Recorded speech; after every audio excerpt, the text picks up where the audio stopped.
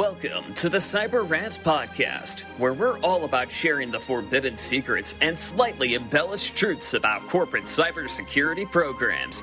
We're ranting, we're raving, and we're telling you the stuff that nobody talks about on their fancy website and trade show giveaways, all to protect you from cyber criminals. And now, here's your hosts, Mike Rotondo, Zach Fuller, and Lauro Chavez. Hello and welcome to the Cyber Rants Podcast. This is your co-host, Zach Fuller, joined by Mike Rotondo and Lauro Chavez. And today we are talking about a subject that is near and dear to a lot of companies, a lot of leadership. And that's for those companies that have a lot going on, a lot of different subsidiaries, entities. They're multifaceted. They have different departments, product lines, and they need to understand how to run cybersecurity across the organization as a whole, as opposed to bits and pieces. So we're going to be talking about that, how to normalize, standardize your security practices, and really look at organization-wide cybersecurity when you have people working all over the world, different entities, different structures, different management styles for these subsidiaries, all that good stuff. But before we do, Mike, will you kick us off with the news? Poor password choices continue into 2022. Don't use these passwords. These are the 10 logins most regularly found for sale online. So basically, in 2022, one would hope computer users would understand the value in creating/using complex passwords to protect their online identity from cybercrime. Statistically, that assumption is numerically false, unfortunately.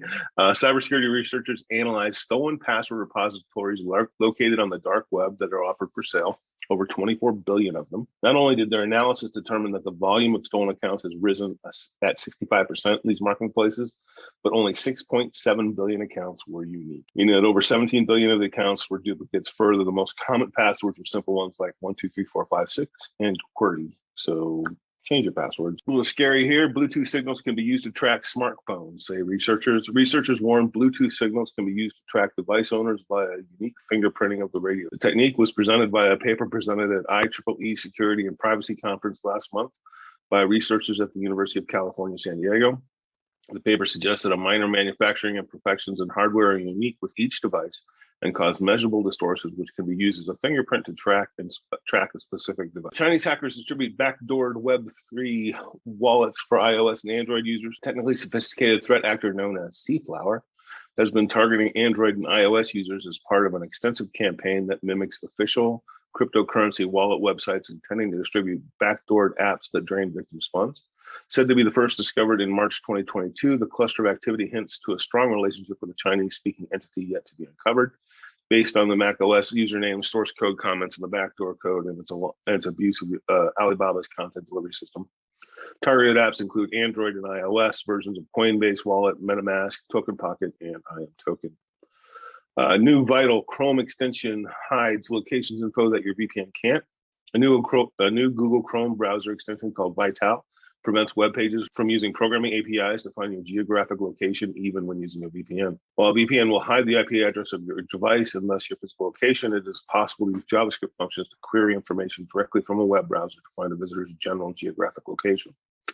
Last night, a developer named Zoc shared the new Vital Chrome extension on Y Combinator's Hacker News, asking readers to provide feedback on the functionality. Vital can spoof your time zone, locale, geolocation, and user agent. The data can be used to track you or reveal your location, explains Zoc in the HN Post. Vital utilizes the Chrome debugger API to spoof this data. This allows the data to be spoofed in frames, web workers, and during the initial loading of a website. It also makes the spoofing completely undetectable. Might be good if you want to be snooping around stuff that you shouldn't be looking at. But it is an extension. Do we trust extensions? I don't know. We talked about that last time. Is it trustworthy? I don't know, man. This is Google's not writing this. This is just a guy, some hacker named Zoc. So yeah, probably a bad idea to install this extension, right? Without extensive reverse engineering of the code, so you can make sure you know what that extension's doing. You'd better off just use a VPN and Tor if it's you want to be that secretive. So yeah.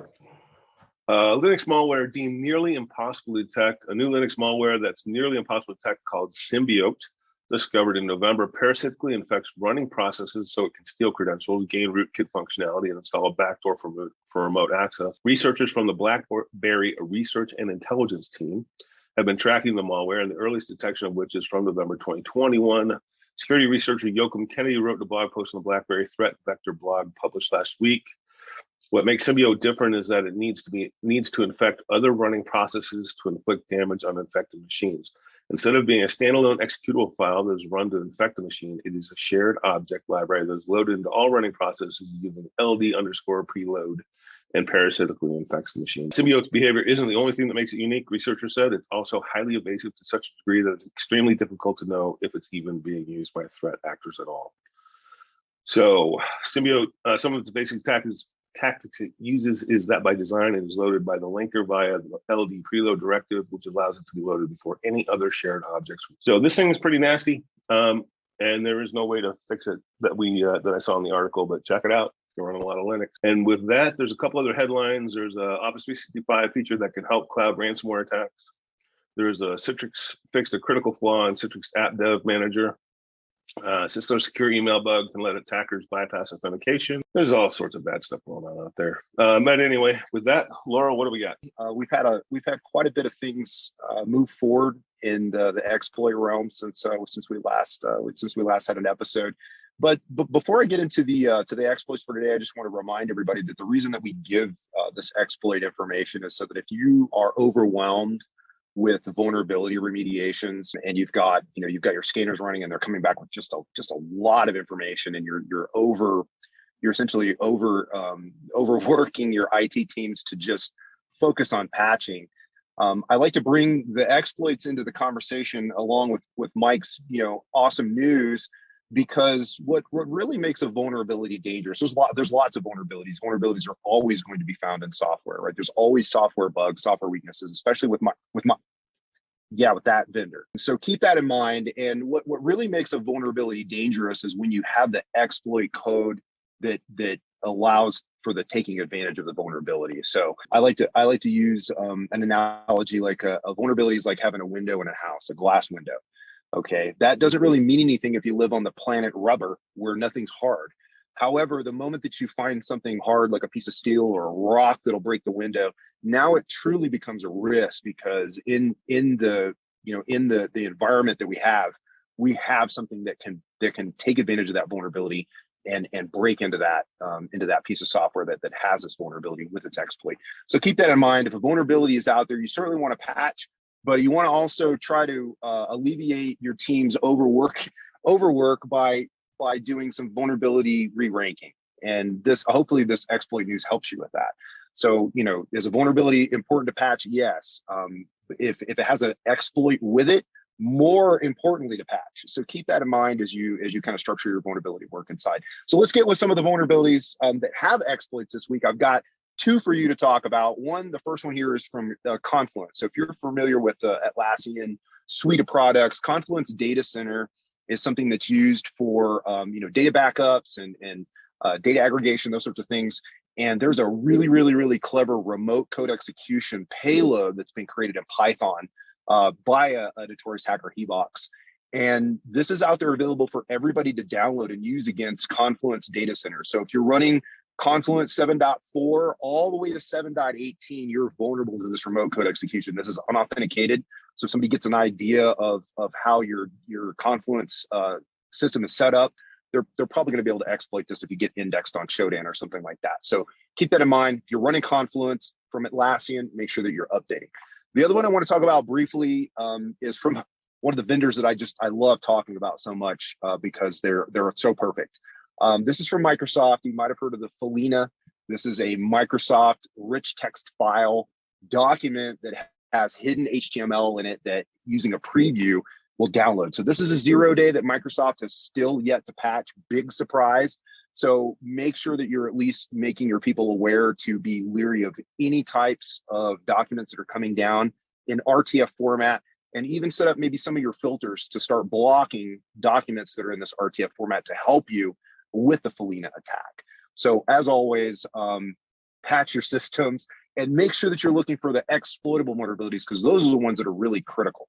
And with that, Zach, what are we talking about today? Something fun, something has to do with companies that are in a very interesting situation with a lot of subsidiaries all around the world. maybe. Yeah, that's the standard now, right? As companies grow, and a lot of them kind of keep their IT and security professionals where they are, and not giving them a lot of extra resources. So, especially in the changing economy, you have these companies that struggle with this, right? They have maybe a small IT team, and they have a bunch of different subsidiaries, different locations. Each one of their companies that they own in a subsidiary model, or they have a joint venture with, or whatever, might have its own structure, right? Its own culture, the way it runs, and some are more stringent than others.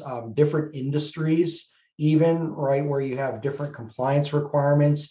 So the question today is, how do we tie it all together from the top level, right? From the parent company that's often providing IT and security services to all these subsidiaries. How do we look at that from the top? How do we manage across these different cultures, different environments? So we're going to dive into that, but before we do, let's take a quick commercial break. Want even more Cyber Rants? Be sure to subscribe to the Cyber Rants podcast. Get your copy of our best-selling book, Cyber Rants, on Amazon today. This podcast is brought to you by Silent Sector, the firm dedicated to building world-class cybersecurity programs for mid-market and emerging companies across the U.S. Silent Sector also provides industry-leading penetration tests and cyber risk assessments. Visit silentsector.com and contact us today. And we're back. So we're diving right into how do companies manage across their different subsidiaries, different cultures, all of that. And I wanted to start with assessments and get your thoughts. Get your wizardry, your insight into how do we take an organization with a lot of subsidiaries that's very disjointed, or not disjointed, wrong word, but very separated geographically and even by industries and such. And how do we look at cybersecurity as a whole, starting with the assessment side? How do we assess that organization and understand what's what across the board in order to create a roadmap to improvement? Any thoughts there? Sure. I certainly have a few thoughts on that. I think, as the parent organization, right, if you've got a lot of subsidiaries, the first thing to do is to put all of those subsidiaries in buckets, right? Are they fintech? Are they government tech? Are they just business to business tech? And once you can kind of throw them into where they fall with their silo of business, then you can kind of start to be prescriptive with the type of governance framework that's going to apply to that organization. Makes sense. And then would you recommend then treating an assessment as per product line or subsidiary, or would you run an assessment against a major framework, say NIST, CSF, or ISO 27001? Would you run it across the organization as a whole? What are the pros and cons of each method? Well, the first thing I would do is back up and say, where is their infrastructure, right? Is it a centralized infrastructure that everybody uses, or do they all have their own? And it will, depending on the answer to that question, that will determine how you're going to be able to proceed with the risk assessment. So if you got a makeup company owns a fintech company that owns a movie studio, you're going to have decentralized. You would hope you would have at least decentralized systems and infrastructure. Other than perhaps they may have shared AD. They may have it all depends on how the infrastructure is built and determined. Now you're going to take each subsidiary based on whatever governance is required, but you're still going to have to go back to that parent company again based on the infrastructure. So the primary focus or initial focus for each subsidiary is going to be physical security. They'd start there and then build out, and then you're going to look at the infrastructure of the parent, and you're going to assess going down from there. And then at least that's the way I would carve it up. Yeah, no, good stuff, Mike. I think, doing, you'd asked about the pros and cons, doing a massive framework, gap assessment against everything that you own might be too much to bite off. Not that it's not possible, but it's going to show your risk, being really high in a lot of areas more than likely. And so, there's the pro that to that approach that would at least give you, a total oversight of all the businesses and where they fall against a given framework. The truth is that may not work if you've got a lot of subsidiaries. And, we've had clients like this in the past that have lots of subsidiaries in all different places, and some of them in tech, some of them in, software delivery, software development, things like that. And so, maybe taking a kind of a pie approach, right, where you slice the pie up and you do these small assessments against these organizations, determine where they are from a risk perspective, get them an improvement plan, moving forward, and then go to the next one. And as you kind of do these little slices all the way around, eventually you'll have a total understanding of where the risk lies with these organizations. But you make a good point, Mike. Where's the infrastructure being taken care of? And I think a lot of times, at least in the experience that we have with some of the clients we see, a lot of the infrastructure is owned by each individual subsidiary. They're doing their own thing. They've got their own budgets. They've got their own software. They've got their own personnel and their own kind of methodologies that they use to keep their business moving. And this overarching, kind of governance is certainly owned by the parent company, but they're kind of like they're kind of in a position where, well, we need to secure these businesses. We need to get them aligned, but they're making money right now for us. So I don't want to shake things up too much because right now the money's flowing. So how do we do this? How do we do this holistically that makes sense, that doesn't, stop these companies that you own from making that money for you? And I think that's, where we're hopefully going to get to in this conversation at some point. But I agree with Mike, you got to figure out where the IT is being managed. If everybody's managing their own IT, this is going to get complicated. And unfortunately, if that's the case, you're probably going to have to start looking at these organizations individually with an assessment, a framework assessment that fits the type of business, fintech, defense tech, that sort of thing, right? Yeah, exactly. The other thing is, so if we flip this, how would I design security for that? I think you need to have a centralized security and then command where you have an overall philosophy that's communicated and saying, this is our information security plan and process. These are the 10 things that we focus on. And then depending on your resources, you need to have security teams. If the infrastructure is unique to each individual subsidiary, you need to have security in each one of those subsidiaries. If they're not, then you need to focus centrally. And I'm just keep reminded of a company that you and I worked for, Laura, that had grown massively by acquisition, and they had but they had no overall, and everything was aligned. They all did the same thing, so it was all software development, but they had no centralized security planning. They had a center in Canada somewhere, and they had a center in Washington somewhere, and one in California, and then they had a bunch of distributed people like Laura and I all over the country that were trying to do security. And at times, based on the little fiefdoms that had developed over, well, I'm from this company, and this is how we do it here, and this is how we do it here. There was no overall strategy. So you need to define a top-down strategy for security. It can't be left up to each individual little subsidiary, because at least the philosophy of it, because otherwise management's different, security philosophies are different, and you can wind up getting yourself in a whole lot of trouble. No, great. That's a super good point. You certainly, the parent company needs to, in a basic way say, our information security policy is going to dictate, that we need to have controls based on, industry best practice frameworks and industry best practice cybersecurity protocols, but you need to leave it generic enough that then, hopefully the subsidiaries can then apply themselves in accordance with that, right? So maybe your very top level security policy that you have at the parent company says that each subsidiary is responsible for, instilling a framework that is, applicable to the type of business, or something generic like that. And then you can kind of go down to those organizations and do a gap assessment on a framework that does make sense for the organization. If they're doing Department of Defense or government work, NIST CSF is a great one to use, right? And that'll give you some form of a sense of understanding of where that security posture is, where they are in risk management. And you're probably going to be scared. I'm sure that the data coming out of this work is going to be terrifying to you, right? Because you've just acquired a bunch of businesses, or your business is in the business of acquiring businesses. And just like Mike said, that we come from a place that did that, and it's a nightmare.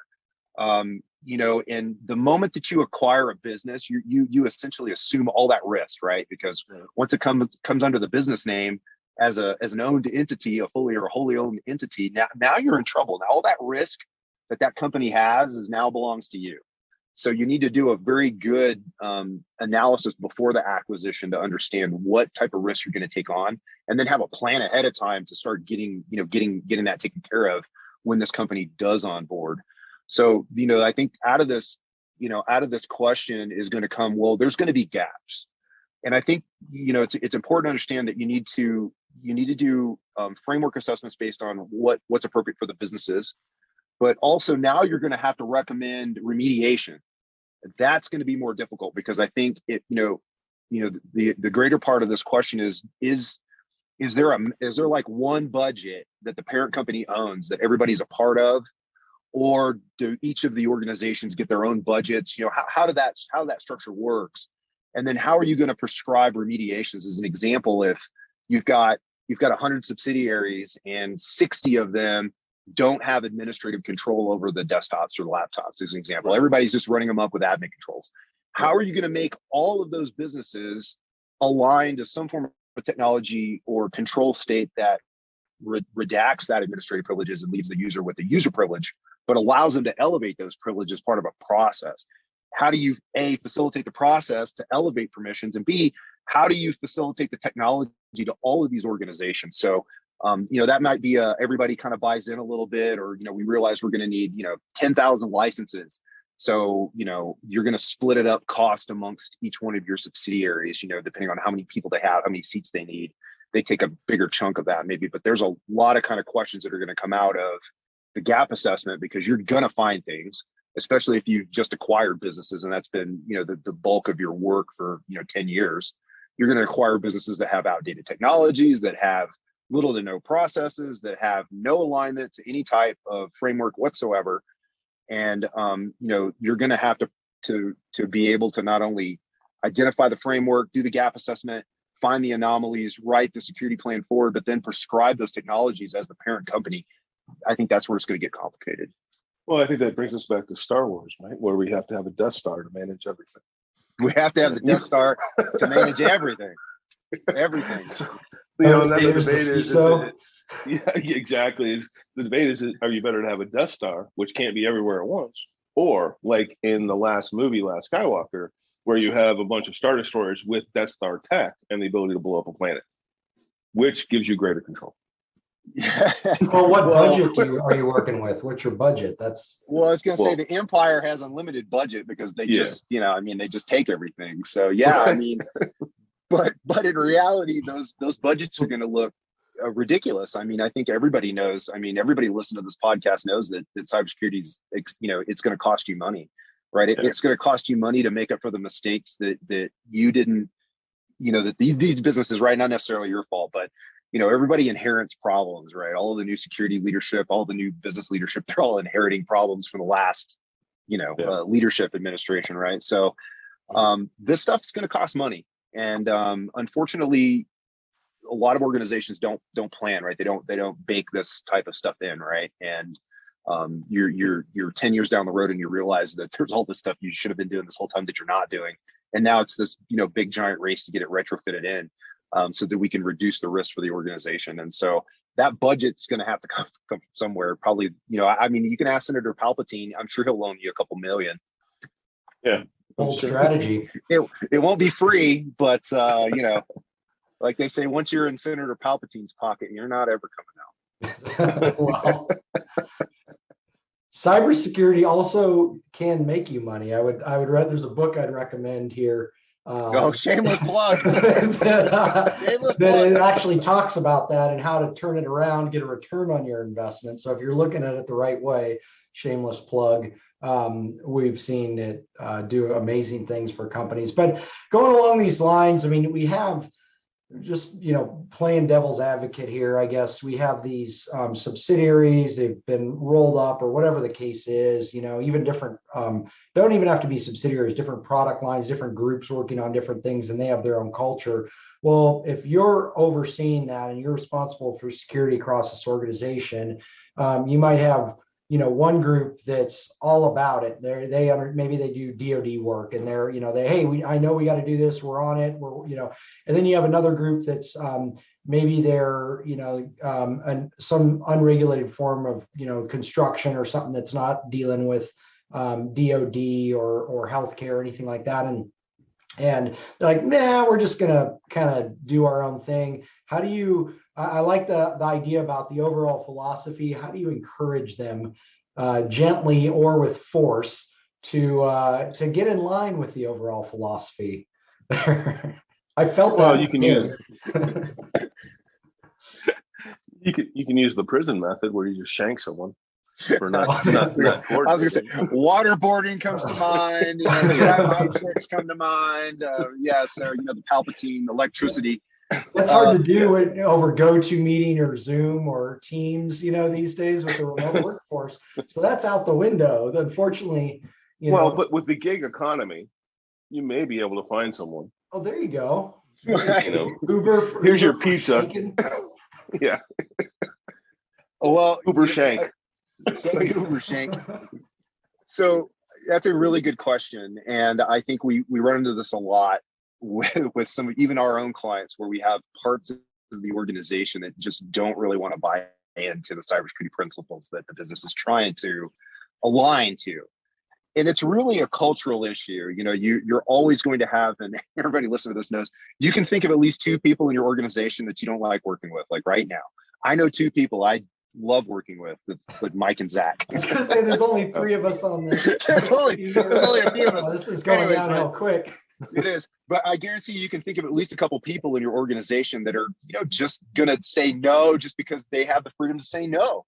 And that's a cultural problem a hurdle that you got to get over. And I think the only recommendation I have there is just repeated messaging, and then having, meetings with leadership, because once leadership buys in, then it doesn't really matter what, the engineers and the software developers and all those think, because management's bought on now, and management's not going to protect you from your bad decisions anymore. Management's going to try to align up. They're going to try to manage up. And if that philosophy is in place, if that security policy and those frameworks are in place in the right positioning at the top of the organization, the trickle down effect is inevitable.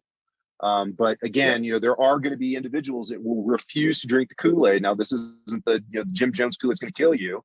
This is, like Zach said, this is going to make the organization better, more efficient, more secure, and most certainly more profitable. Because if you're a parent organization that owns 100 subsidiaries, and you think, oh, I'm worth, $100 million or $100 billion or $1 trillion, it doesn't matter, because if somebody comes in to acquire those and they do an actual risk assessment and they do the pre-work for the acquisition, they're going to say, yeah, that's a real nice car you got there, buddy, but it's leaking oil.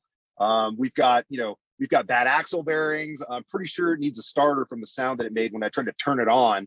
So they're going to start hassling you now. That $100 billion is going to start looking more like 10 million to, values perceived. And if an acquiring organization does the work, or a lending firm does the work to determine what the real risk is there for your organization in total, you'll probably be shocked to find that it's a lot lower than you think it is, because there's inherent risk there that nobody wants to pay for, right? Because it's something that anybody who buys it, it's going to have to tackle. If I buy that car, I know if I want to drive it every day, it's going to need new tires, it's going to need new wheel bearings, it's going to need new shocks, it's going to need a new starter, right? And so I go down this list in my head. I'm like, I'm going to spend all this money. And that's what a smart investor is going to do.